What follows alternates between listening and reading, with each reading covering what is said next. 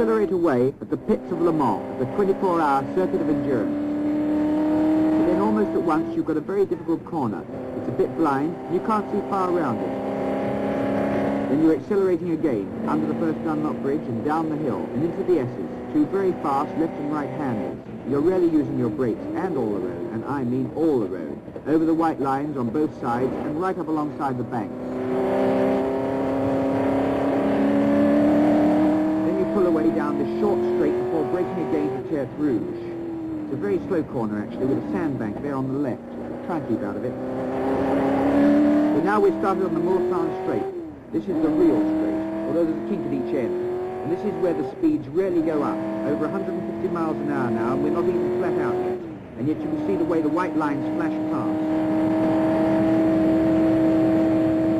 Now we're getting on towards the halfway down the straight and approaching maximum speed, over 200 miles an hour. It can get darn difficult here at night, particularly when you can see a couple of red lights ahead and you can't tell whether you're chasing a slow car doing, shall we say, 110 miles an hour, or a really fast one. That is, of course, unless you catch up with it. And during the 24 hours, you will brake about 2,500 times. Now, this is a fast 5-litre GT car weighing over 2,000 pounds. Now, that means that during the race, the brakes will be running at more than 600 degrees centigrade for the whole of the 24 hours, except, of course, during pit stops when I particularly get a downside hold of the map. Now we're getting near the end of the straight.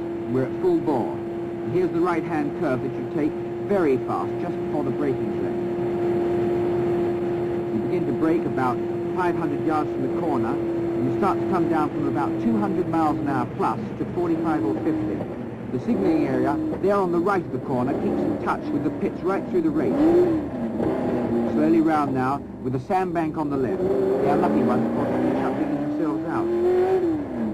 Accelerating, and now we're on the third fastest part of the circuit, before the corner they call Indianapolis. Up to about 180 miles an hour here, before braking slightly for a couple of very fast right-hand curves leading into Indianapolis.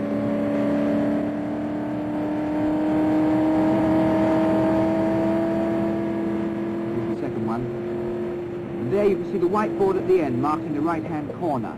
Indianapolis is two corners really. There's this small right first, which you slow for, and then you brake hard for this, the main corner.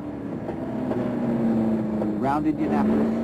In a very short straight here, accelerating hard before braking equally hard again for a sharp corner at Arnage. Arnage is another slow right-hander with a sandbank, which for some reason people don't seem to get in as often as the others. Out of Arnage, accelerating, building up to the second fastest part of the track, approaching 190 miles an hour. With a few of these slight curves, some people seem to lift off for them. These are the really dangerous ones, though, when you're travelling fast. The track can curve, and you don't. Somehow you go straight off. The next is certainly the most difficult section of the circuit, up to 190 in places, and slightly blind before the White House corner. Now here's White House. We go on accelerating now, all the way up to a new chicane that slows us right down to 50 miles an hour or so before the pits. On the second lap, you may change your braking technique a bit, but you've got to get it right first time, otherwise you just won't come round again.